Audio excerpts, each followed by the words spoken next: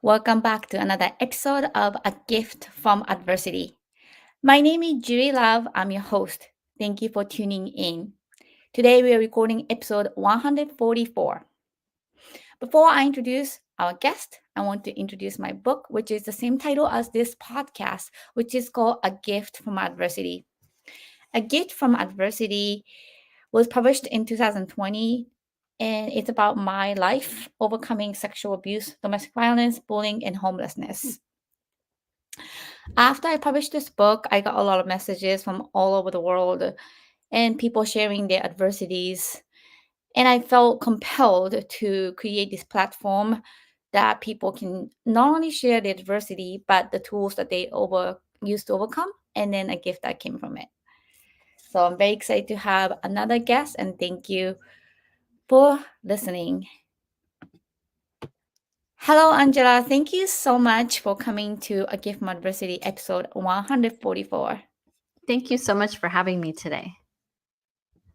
Great. So let's start with your name, where you're coming in from, and then also what you do, and if you have any social media website that you want to shout out. Yeah, so my name is Angela Duncan. I currently live in beautiful Miami, Florida. I'm originally from California, and today I'm very passionate about teaching women about money, teaching them to control their finances and to build wealth and have financial stability. Do you have any social media that people can visit, Yes, follow? my yes, absolutely. My Instagram is Empower Her Money. My podcast is Empower Her Money, and I'm on YouTube and TikTok as Empower Her Money. Thank you so much for that.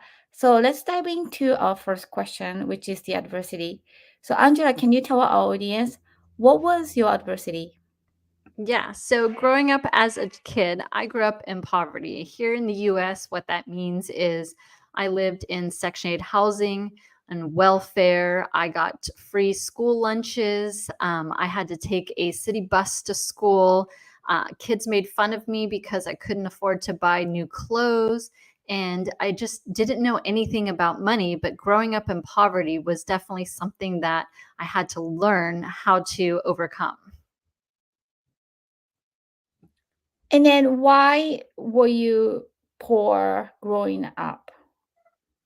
Yeah. So I believe that my mom just did not know anything about financial education. And she had gone through a bad relationship. And so now she was a single mother raising two kids on her own. She did not go to college. And so she just didn't know any better. She didn't know how to create income for her family enough for us to be able to not live in that situation. I have lived in parks and cars, motel rooms, other people's houses, and all of that before I was even 18 years of age. Well, thank you so much for sharing that. It's very heartbreaking. And where were you? Were you in California?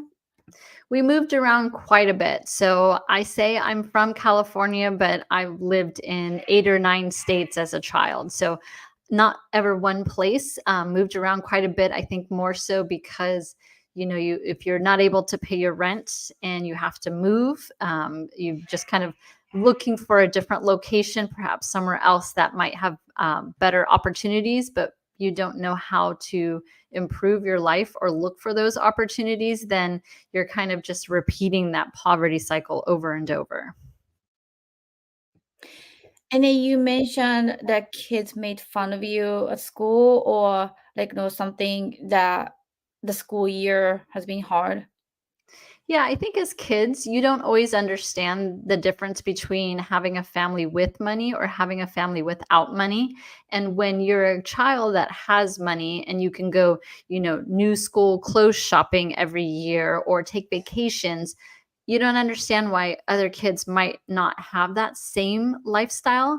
And it's an insecurity sometimes. And I think kids can be mean and not necessarily intentionally mean because they just don't understand. But I didn't have a chance to go buy new school clothes. My grandma one time took me school clothes shopping and we went to the thrift store. But that's what I knew. That's what new clothes look like for me. They weren't new, but they were new to me, and we couldn't afford to go to the mall and buy those type of clothes. Yes.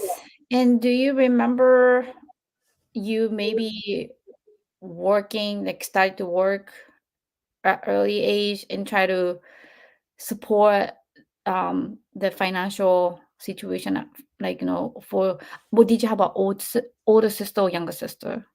Yeah, I have a younger brother. He's 10 years younger than me. There are a lot of programs when you grow up in Section 8 housing that do offer the opportunity for kids to get jobs. And so, my first job through that program, I was 14 and I went to work at a high school during the summer. And I had to take a bus to a neighborhood that was not, I mean, I didn't live in like the most amazing neighborhood because it was a Section 8 housing, but when I had to go to this job in another part of town, it definitely was not an area that I felt safe, but it was a job and it kept me busy during the summer and at least allowed me to maybe hang out with my friends on a Friday night and go do something with the money that I was earning. But yeah, I was grateful that there's programs like that that do exist for kids that want to make more money or want to have a job and don't know how to go get that job. And my brother is 10 years younger than me. We shared a room as a teenager. He shared a room with me. And I just would bring him everywhere with me because, my mom worked or she wasn't home. And I felt the responsibility to help take care of him because we had such a big age gap and my mom was not around a lot. And it was just, kind of you grow up really quickly when you're in that type of environment. You take on that mother role, you want to provide for people, and it's just a very different upbringing, I think, than a lot of kids get to experience. When you are going through all this stuff, did the school understand, was guidance counselor or any teachers understood your situation and were supportive or not really supportive? I was a very quiet kid in high school, so I didn't share a lot of what was going on. I don't know that the teachers can necessarily pay attention when you go to a fairly large school. They just have so many kids, but I did have a college counselor that was on the campus at school, and of course they're telling us to get good grades and go to college and get a good job. That was the message that I was told. And so as a student that doesn't know any better, that was the journey that I thought I was going to start on, going to college first and getting an education and hoping that I would have a good enough job to where I wouldn't have to live in poverty as an adult. So, Angela, I understand that you're raised by single mom, and I'm a single mom myself, and I struggle, and my kids struggle, and I think it's just so hard to get out of the poverty. And then, as a child, watching your mom struggle, watching well yourself obviously struggle, and your brother. Like, do you remember any of the feelings growing up? Maybe you are less than, or like, why is this happening to me, etc. Yeah, and I'll tell you too, my mom grew up with her mom as a single mom. So her mom was a single mom raising two girls. So she was essentially repeating that cycle. Maybe not that she wanted to, but she didn't take the time to do anything different, right? So I do remember being in high school, for example, and turning 16 and seeing other kids, get a car that was in the parking lot. There's this one girl, and I remember the day that she got her car and it had a bow on it, and how incredible that must have felt for her, and her parents to be able to do that for her, and to sit there and know that that's not something that I get to experience. I would not know what that feels like, but I know what it feels like to be the person watching and knowing that my mom cannot afford a car for me. She could barely afford a working car for herself. And that I was still taking the city bus to school every day, with other people, not a school bus with other kids, but like a city bus with other people that I didn't know or maybe didn't feel safe with. And that kind of it hurt, knowing that you're growing up in that instance and you don't understand why as a kid. Why do I live this lifestyle? Why does she get to live that lifestyle? What what happened in your family that is so different than me? And did I not deserve that? Did I not, get good enough grades? Was I not a good enough kid to be able to earn all of that? But we lived very different lifestyles, and you don't always understand the why behind it until perhaps later in life. Unless you experience poverty, homeless, abuse, those things that unless you're in it, it's very hard to explain what it feels like. Hmm. Did you have any good friends that you were able to share your thoughts growing up at all?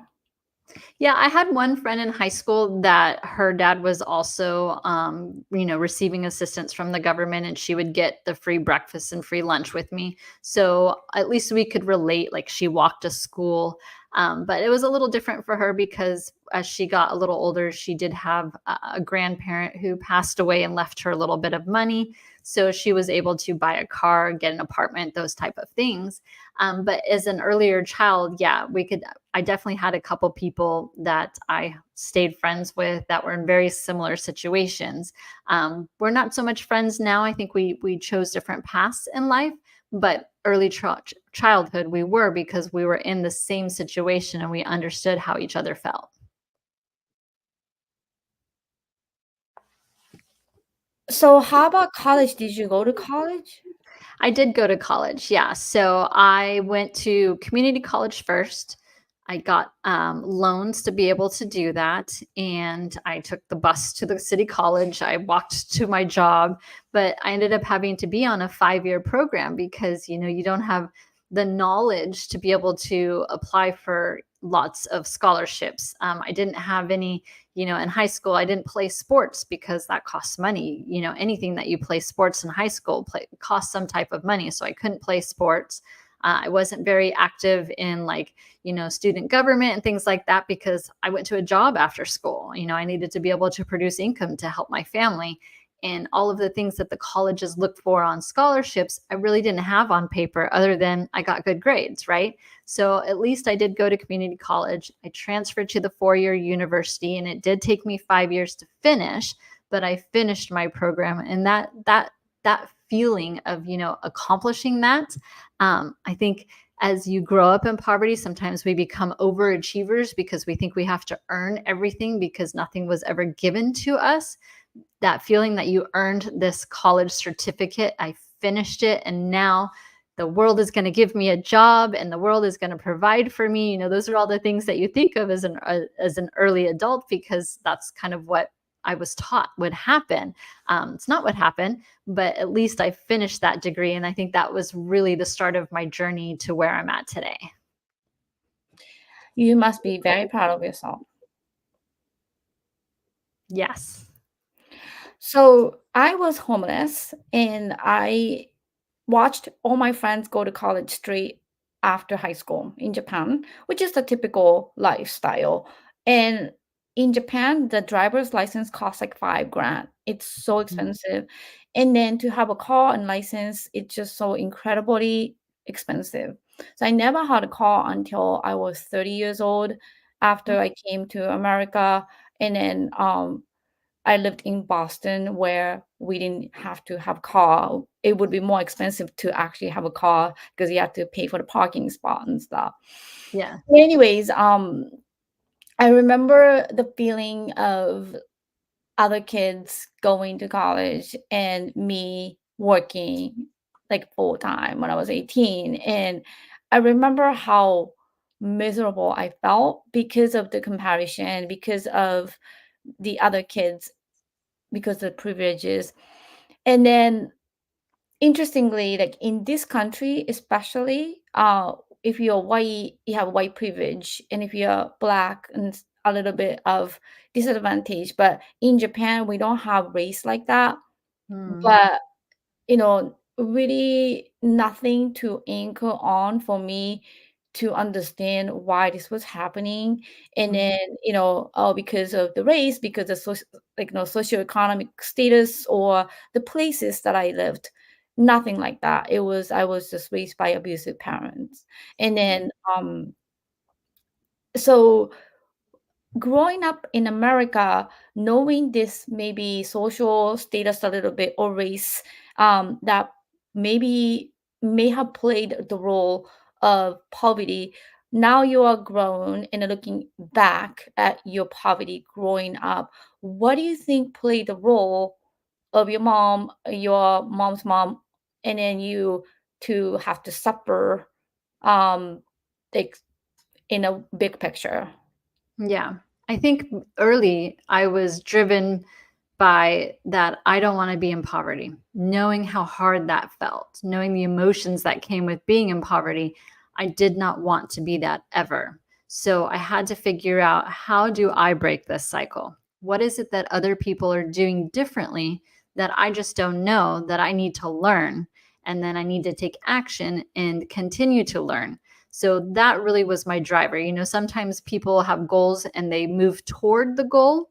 For me, I was moving away from poverty. And I that was my driving force to keep working, to keep getting education, to get around other people and mentors so that I can learn how to break the cycle. Because I knew if I was going to be a mom someday, which I'm a mom now, I didn't want my daughter to feel that pain that I did as a kid growing up in poverty. So that really started my mission on learning how to invest in real estate, learning how to, what is interest rates, what are credit cards. Like, I really needed to understand all of those tools so that I could use them to help create a better financial future for me, not just today but going forward. And I knew that I needed to really find people that understood money and that they could teach me what I didn't know. So my question was, do you recognize why? So your mom maybe didn't have that kind of education, or maybe was in the specific area in America where it wasn't supported. Like, what do you think that poverty part? Why do you think that happened? Now you know about money and the system a little bit more. Like, why do you think your mom got put in that situation first place? Yeah. It was from her childhood too, and I think we can connect a little bit on this. My mom was born in Japan. Her mother was Japanese, but her father was American. And her mother, who was Japanese, moved to the States when my mom was maybe 10 or 12 years old. So she's a single mother in a country where she doesn't speak a language, trying to provide for two little girls. And what I learned from my mom is, in her culture, the women typically don't take on that role as that single mother. So it was very different for her mom to do that. They did grow up in poverty as well, because she's coming to a country that she doesn't know anything or anyone. And the emotional part of that is, she didn't have a very loving relationship. She told me that it is not the culture to hug and kiss your kids and to tell them that you love them or that you're proud of them, or to instill that confidence that we need as a child so that we can go on later on in life to do bigger and better things. Because when you don't have that emotional support as a child, it really is difficult as an adult to believe in yourself, to accomplish things, because you always have that self-doubt that's there. And I know that that exists in a lot of people, right? But more so when you're a child and you don't have that confidence instilled with you as a very early age, the culture shock and difference coming to another country. My grandma, my bachan, used to tell me that she didn't want me to learn Japanese because we're in America and we speak English, and she didn't want people to discriminate against me because I have a different culture background or a different language background. But that's part of this country. What makes it so amazing is because we are a melting pot of so many different cultures. But she experienced something different, and so she was passing along those beliefs to not only her daughter but now to me, and without any emotional support behind being confident and being loved, you grow up in poverty, you don't have money, people make fun of you, and then you're at home and you don't have that love and support. It's just a recipe for disaster, and you have to know yourself well enough to figure out, how do I come out of this? How do I break this cycle? What is it that I need to do differently so that I don't continue this path with my daughter and then her kids? So that's a great question. So you are half Japanese or Quarter quarter? Japanese, yes. That's where the dark hair comes from. There's no Latina. I live in Miami, but I don't speak Spanish. I have Japanese background. I had no idea. Yeah, I had the opportunity to visit Japan. I took my mom there. Her and I don't have the best relationship. We are not close. But I know that she's not been back to Japan since she was a little girl, and I wanted to see Japan. So I took her there before COVID. And it was just the most beautiful country. People respect their elders. It's so clean compared to the US, not having trash on the streets and people taking care of their cars or their houses, their apartments. It was an incredible experience for me. It's so different than what I thought it would be. And even visiting like Hiroshima, for example, and seeing the history. And I was a little nervous being the white American coming to the country, but everybody was very respectful to me. So I love that part of the culture, but I could also see where the lack of like love could exist too, because it's not just, it's not something that's typical in the family environment. So to be able to see both sides of it in person was very interesting. I am 100% Japanese, and I can totally relate about the affection part of it and hugging, kissing, saying I love you. I've never experienced that. Nobody Mhm, actually ever. We bow and then we don't like say those things. I've never heard mhm, my parents ever express that they love me or you know what I mean? Just like very different culture. mhm, And we hide our emotion in mhm, society. There's a proverb. It's neko kaburu, which is to wear cat mask. It's mm, to hide our emotion. So in a social setting, you will never like really say much, but to blend in and just be ordinary. And then mhm, there's another gender gap, which I did complete presentation about gender gap. In Japan still um, ranks like 144, like almost towards bottom. However, the economy is rising. So I understand that your mom, or your mom's mom also never had expectation of being a single mom and, dad's role too, that, the mentality wise, as a Japanese bully person coming to America, and then being a single mom, that's the struggle part of it because sometimes I think your mom or your grandma can understand that a lot of social pressure in Japan is to have a man in your life, and then mhm, your existence is to serve a man, and then your purpose is to serve um, as a mom, as a wife. And if you don't have that, if I go back to Japan, however, I have this career achievement and all that stuff, mhm, that is going to be trash, and nobody respects that you're single. So that's mhm, another thing that plays a role. The mentality of I can't win, I can't thrive because I'm a failure because I don't have a man, and those are things that people don't realize the cultural back. Now you told me about the Japanese background. Now I can kind of see, you know, why we were put in a place as a women in Japan that mhm, we supposed not work, we supposed not mhm. thrive. And that is like brainwashed in us. So thank you for sharing that. Yeah, even when I went through my divorce, and I was afraid to tell my mother because I knew how she would react and I knew what she was taught.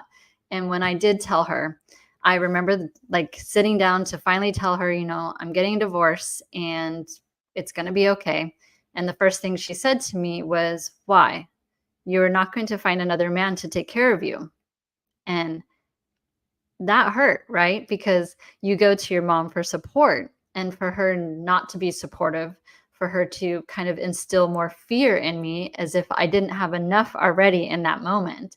But I understand that that was what she was taught, and exactly what you were saying right there, But so much can come good from that as well, because now I remember what that feels like. And I have a daughter, and I want to make sure that she understands that she can be confident and amazing on her own. And if she finds a love, great, I'll support you. And if it doesn't work out for her, then I'm here for you. I don't want her to ever have that feeling. So when you go through that, then you learn what you wanted in that situation and how now you can be a better person for somebody else going through similar.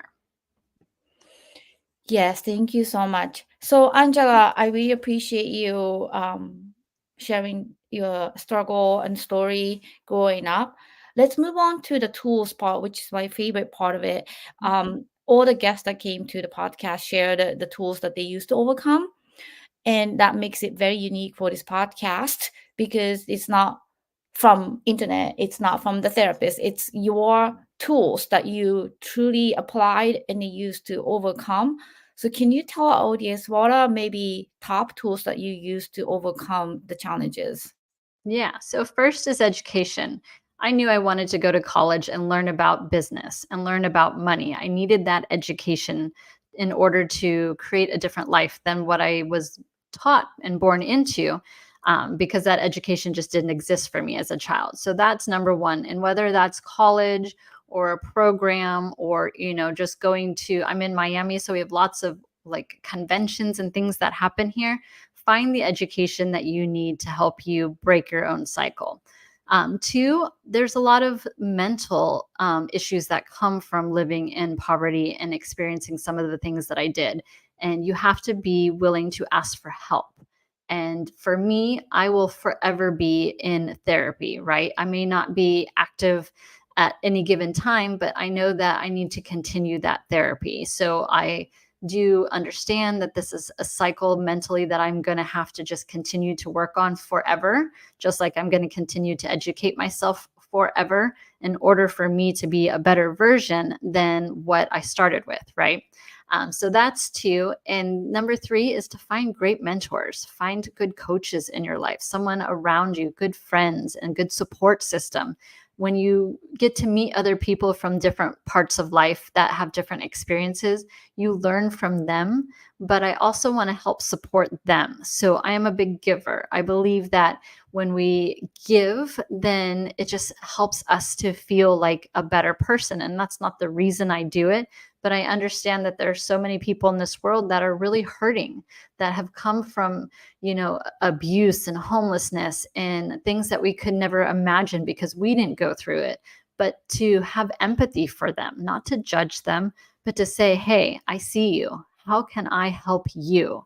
And that is, for me, the financial piece of it. I know how much pain came from that. So now I want to teach other women. I want to help other women so that they never feel like they have to stay in a situation because they don't have money, right? No woman should ever be in an abusive situation because she doesn't have money to leave. That's just an awful situation for anybody to be in. So, how do we continue to help each other through that education piece, through that mentorship, through therapy? Utilize so many of these tools that we have available in the US where, like you talked about the Japanese culture, some of that may not be available to women there because it's not something that they are taught that we need, right?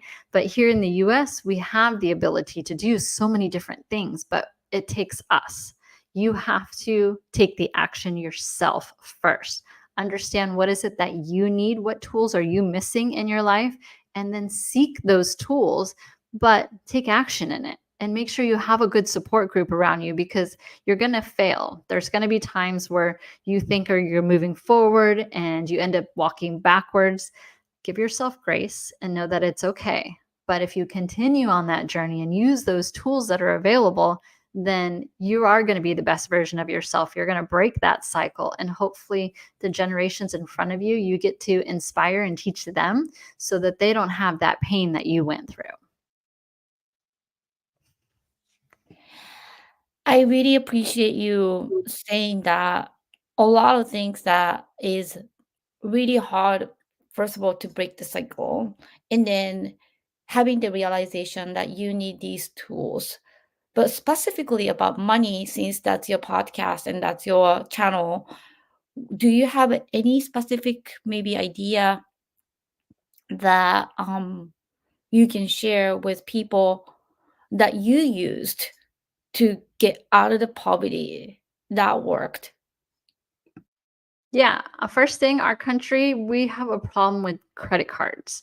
And it's an issue that we can solve. It's not like some disease that we have no cure for. Credit card debt, you can solve by getting out of credit card debt or by not getting into credit card debt. And I know that seems like a simple thing, but if you're truly serious about getting out of credit card debt, you have to understand where your income is and where your expenses are. And what you can cut out, even if it's just for now, maybe not forever, but cut out, the gym membership, cut out the Netflix subscription so that you can get out from under that debt. Because if you keep just making those minimum payments, it's going to feel so overwhelming that you're going to just give up because you can't do it, right?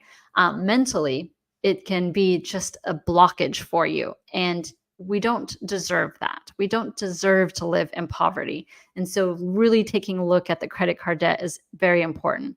If you have subscriptions, your Apple phone shows you your subscriptions. Go in there, look at it, cancel what you don't need. There's an app called Rocket Money that helps you to figure out what subscriptions you have, because sometimes we sign up for stuff and we forget about it. Use the app and they help you to cancel those subscriptions. If you're living beyond your means, figure out what hobby you can do. And I know it means that you might be working a little bit more, but if your goal is to truly break that cycle and to have that financial security for yourself, think about some things that you like to do. Do you like to cook? Maybe you have tools that are unused. There's apps where people will rent your tools. They'll rent your garage. There's, you can rent a room out. And for my single ladies, please keep that caution and understand that you want to make sure you're doing background checks for people. But there are so many ways in this country. You can walk dogs, you can babysit to create some extra income for you so that you can start working on those financial goals. So it's very important for you to understand your income. What are your expenses? Cut out anything that you don't need right now until you're at a place where you feel like you can afford that within your budget and not harm your family, right? So paying attention to your budget is extremely important, and maybe changing that mindset that it's not hurting you. It might feel like it short term, but longer term, you've got to figure out what are your goals and what's most important to you. For me, I like to travel, so I'm making sure that's part of my budget.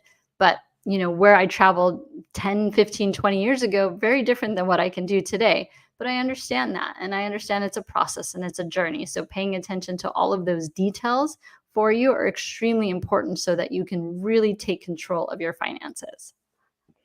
I love that. And Angela, one thing I want to mention about the tools part of it that you mentioned about therapy and you mentioned about the mental health a little bit, and then the um, pressure and then the relationship that you have with your mom.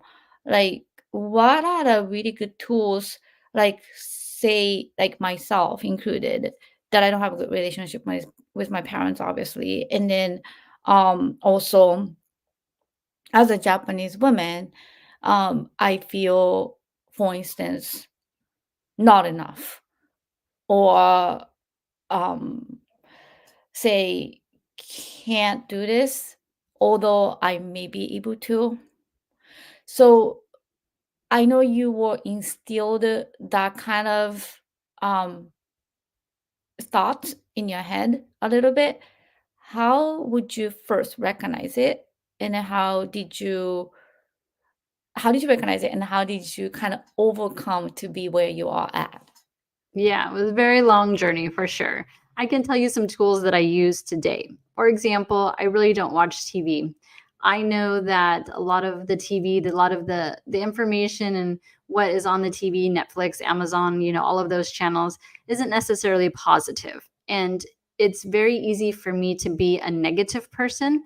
It takes a lot of work for me to be a positive person. So the only thing that I can control is me. And what I do is I control what comes into my brain. So I don't watch the TV. And it's great because it saves me money, right? I'm not paying for subscriptions for negative information sometimes. So I start my day with a journal. I go outside, I live in Miami and I have beautiful sunshine. So I go outside and I write down, what am I grateful for? And that helps me to start my day on a positive note. It helps me to realize there's so much around me that I am grateful for. Similar to you, when you can do podcasts, you can interview people from all over the world. And when I hear different stories about how their poverty is so much worse than what I experienced growing up in poverty, I'm grateful. I can turn on a faucet and I have water. So many people in this entire world don't have that, right? And so I'm grateful for that. I'm grateful that I live in a city where the sun shines. I'm grateful that I can have a roof over my head. So just starting my day using that tool of a journal helps me remember that I have a lot to be grateful for. And even though I've come a long way, I still have a long journey in front of me. So that's the start of my day. Then the end of my day, I can grab my phone and I can go on YouTube, which I love to do at nighttime, but I look for funny videos. I mean, I'm talking like dogs falling over or, people that are playing funny pranks on each other, because I start my day in a positive way and I want to end my day laughing and having that happy feeling to go to bed, get a good night of sleep. And whatever happens during the day, when I control the front and the end of it, it seems like I can deal with it a little bit easier because I'm already starting off with a grateful heart. And when you start in positivity and some things out of your control happen during the day, you just tend to have a better response to it than if you were feeling stressed or tired or overwhelmed, because then you're projecting on that person who you maybe, nothing of their fault of what you're feeling. But I want to instill more positivity to people. I want to be like a light shining on people. Like when you meet me, you can just feel that positivity and I'm sharing it with you, because if we had more of that in our life and not so much of the negativity, imagine how many more like great partnerships would form, or how many more deals could get done, because people want to help each other instead of having that fear or that negativity. So hopefully that helps. Those are a couple of tools that I use now every day. I really love how you start your day with journaling and then writing something that is grateful. And I really love the day that you end with funny videos and then, happy thoughts and then not watching the TV. I'm a journalist, so sometimes as my job, I have to go to a homicide scene. I have to go to interview sexual misconduct, or it's part of my job. So it's kind of hard for me to avoid, and it's hard for me to Mhm. not paying attention to those incidents because that is one of my incomes. So it's kind of irony, but I completely understand the choice that you have to put positive information. I'm usually feature correspondent and then write happy stories, but sometimes I do have to do hard news. And then I feel like in this day and age, the TV, I agree with you. And I'm a media person, I'm a content creator, I'm a producer for the TV shows. And I agree with you a lot of times the negativities, or not even negativities, but expectation of American dream life of this rich Hollywood style, like extravagant, like amazing lifestyle that people usually don't get. That is a pressure. And then why do you need a therapist? Because you have this expectation of failure that's created by mass media or the information that you put in. But you're right that you also have a choice to not watch and have a choice to not put that in your brain intentionally. And that takes a lot out of you. Yeah. And you have to understand who you are and what is it that's important to you? And I was sharing that for me, for a long time I was a negative person. And so how do I break that for myself? I had to take control of that beginning and the end of the day. And that's not going to work for everybody, but like in your instance, it's part of what you do every day. So you have to be exposed to it. But you could take the last 5 minutes before you go to sleep and put something funny on right in front of you, so that hopefully it counteracts a little bit of what you had to deal with during the day. Because it's negative sometimes, but it's reality. It's the world that we live in, and it's your job for you to stay on top of that information. Luckily for me, as a podcast host, that I talk about money and business, now I watch the stock market, I read real estate trends, I do a lot of the information gathering. But when it comes to the negativity, like, oh, this developer had to file bankruptcy, not so much information I need to absorb. So I'm seeking out and intentionally finding the information that helps me in what I do, but keeping a very protective, like wall around me, so that the other stuff that I don't need to hear doesn't come into my world. And it helps me to stay focused and to stay positive, and hopefully to continue my mission to help other women by controlling some of that exterior aspects of my life. Love it. My last question for you is a gift that came from your adversity. So can you share a gift that came from the adversity?